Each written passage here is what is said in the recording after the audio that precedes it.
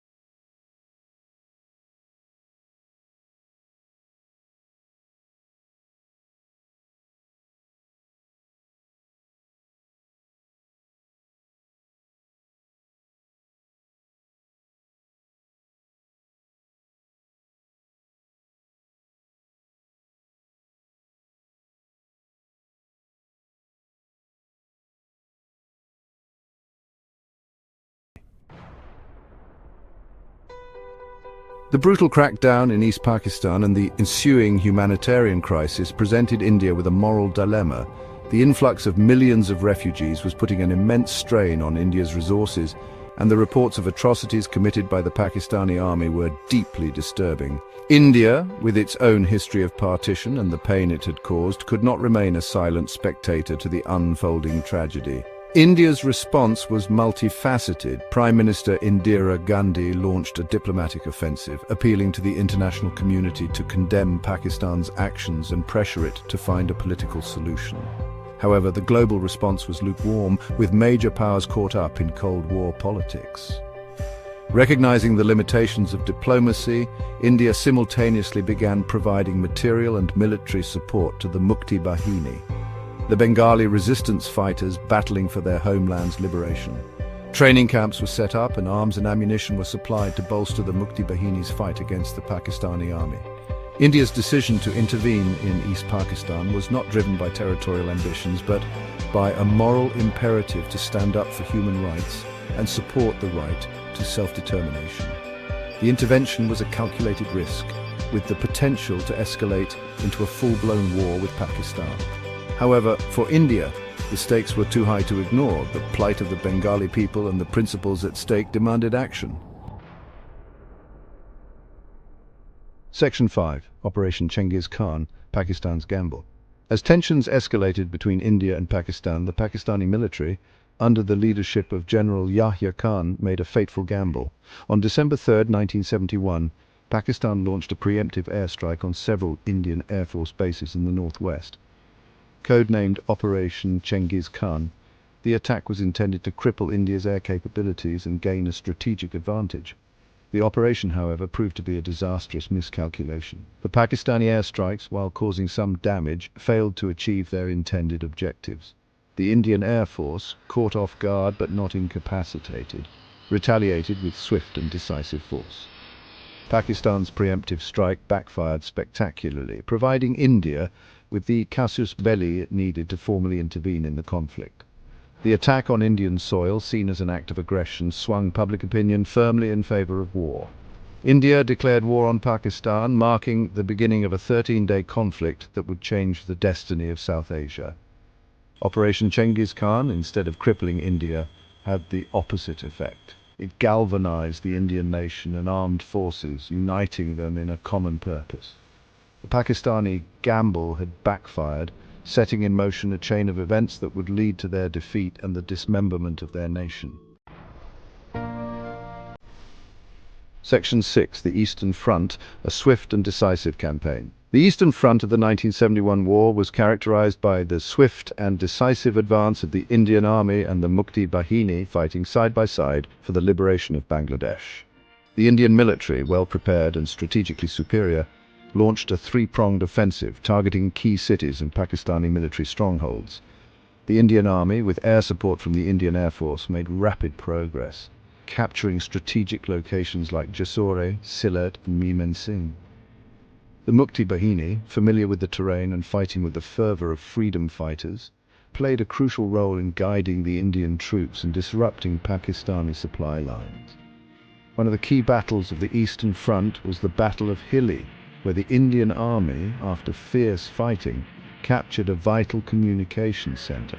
The battle was a testament to the courage and determination of the Indian soldiers, who fought valiantly against a well-entrenched enemy. The Pakistani forces, demoralized and facing mounting casualties, found themselves on the back foot. Their defenses crumbled under the relentless onslaught of the Indian Army and the Mukti Bahini. The fall of Dhaka, the capital of East Pakistan, was imminent. The Western Front saw equally intense battles, with both sides striving to hold their ground. The Indian Army, showcasing remarkable resilience, managed to hold the line against Pakistani offensives. Key battles, such as the Battle of Longewala, highlighted the tenacity and strategic acumen of the Indian forces. Despite being outnumbered, the Indian soldiers held their positions, repelling repeated Pakistani attacks. The Indian Air Force played a crucial role here too, providing essential air support and disrupting enemy supply lines. The bravery and determination of the Indian troops on the Western Front were pivotal in preventing any significant territorial gains by Pakistan. As the war progressed, it became evident that India had gained a dominant position. The Indian Navy established control over the Bay of Bengal, effectively blockading East Pakistan and cutting off vital supply routes. This naval supremacy was instrumental in hastening the end of the conflict. On land, Indian forces continued to press their advantage, capturing key positions and forcing Pakistani troops into retreat. The combined efforts of the Indian Army, Air Force and Navy showcased a well-coordinated military strategy that overwhelmed the Pakistani defenses. By mid-December, the situation had become untenable for Pakistan, with Indian forces closing in on Dhaka. On December 16, 1971, the Pakistani military in East Pakistan surrendered, marking the birth of Bangladesh as an independent nation. This momentous event was the culmination of a brutal and bloody conflict, but it also symbolized hope and a new beginning for millions of Bengalis. The aftermath of the war saw significant geopolitical changes in the region. India emerged as a dominant power in South Asia, having successfully supported the creation of a new nation. The humanitarian crisis in Bangladesh, however, required immediate attention, with millions of refugees returning to their homeland and the need for extensive rebuilding efforts. The war also left a lasting impact on Indo-Pak relations, shaping the political landscape for decades to come. The 1971 war remains a poignant chapter in history, a testament to the resilience and aspirations of the people of Bangladesh.